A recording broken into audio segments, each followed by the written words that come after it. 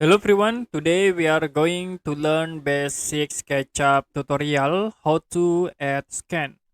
So if you want to add scan in SketchUp, you can go to direct bar and then click on scan option.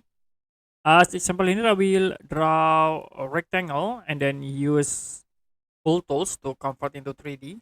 So for the scan one, I will use this view. You can click plus icon so to be create the scan one.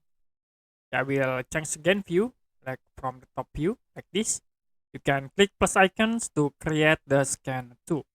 So you can switch between scan 1 and scan 2 in this step. This is scan 1, and then this is scan 2. So I will create again for scan 3. Like in here, I will click plus icons to create the scan 3. So we have 3 scan 2, and this is for scan 1. Okay, that's it for basic SketchUp tutorial, how to add scan. If you have any question about tutorial, you can comment below this video.